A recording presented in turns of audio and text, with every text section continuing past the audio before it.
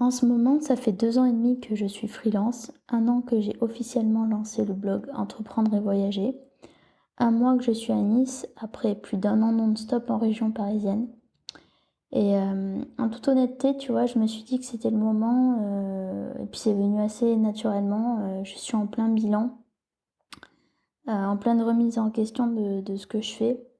Alors c'est pas forcément, négatif et c'est ça aussi que je voulais te dire. Se remettre en question, c'est sain pour, tout individu, tout professionnel et encore plus, régulièrement quand on est freelance.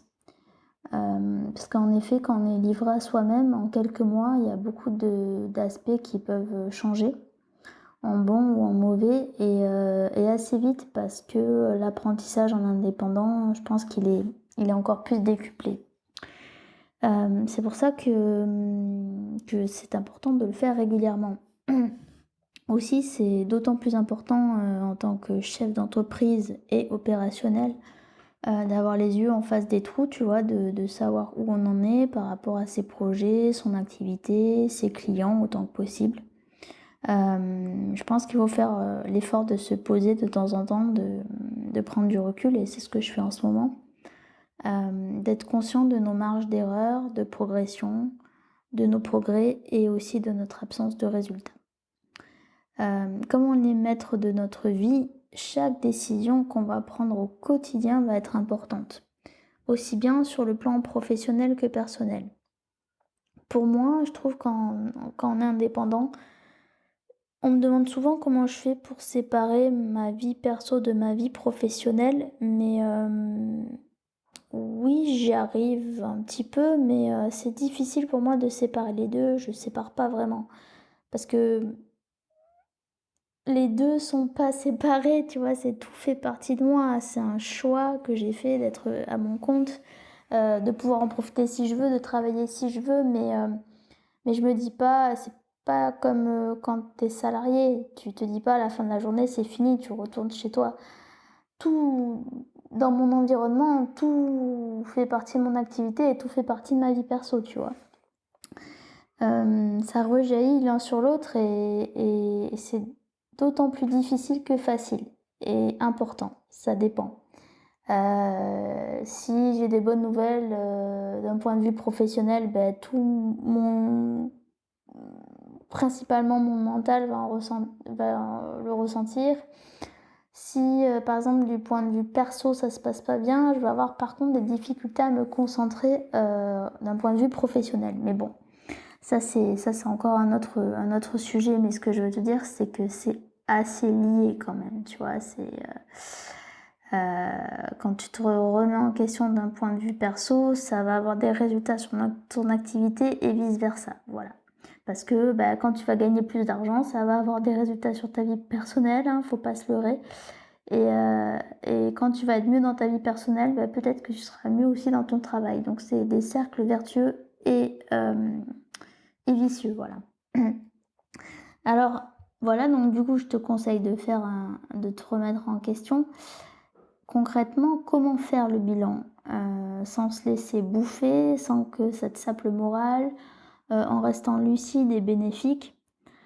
Moi, je pense que tu peux commencer par regarder les chiffres, en mesurant tes actions, tes résultats, aussi en te demandant si ça te rapproche au quotidien de là où tu voudrais être et là, faire très attention, on n'est pas dans du plaisir court terme, mais on est dans du plaisir et du devenir sur le long terme.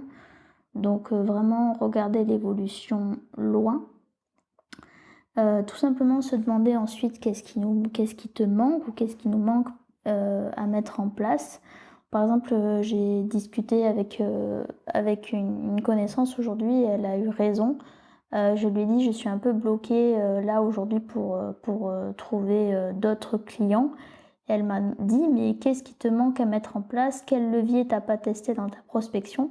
Et effectivement, il est ressorti un levier que j'ai pas beaucoup utilisé et donc je vais réfléchir à le mettre en place, tu vois? Et justement, demander des avis extérieurs, ça permet de sortir la tête du guidon, de faire ressortir des choses qu'on n'a pas forcément, pensées ou qu'on a laissées de côté nous-mêmes, et d'être beaucoup plus, neutre par rapport à notre remise en question. dans cette logique, si vraiment tu veux un gros avis extérieur professionnel, bah, tu peux te faire accompagner par des personnes qui en sont passées par là et qui savent de quoi elles parlent, surtout, c'est important. Et enfin, le dernier conseil que je voulais te donner pour une remise en question, c'est d'être quand même tolérant, patient avec toi-même et de te donner un peu de temps. Ne prends pas des conclusions trop hâtives. C'est un peu, moi en ce moment, j'oscille entre du bon et du moins bon et je me dis là, tu vois, en parlant avec toi, qu'il faut quand même que je sois un peu patiente aussi. Que je prenne le temps de voir plus comment l'évolution va tourner. Alors, ça ne veut pas dire ne rien changer, attention, mais ça veut dire commencer à mettre des actions en place et ne pas fermer la porte tout de suite.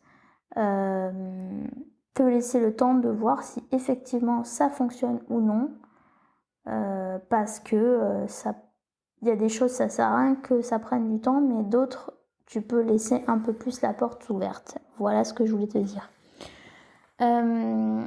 Si tu décides de te remettre en question, c'est très bien. Le fais pas tout le temps non plus, mais régulièrement. Voilà, on va dire tous les 6 mois, c'est très bien quand tu es indépendant.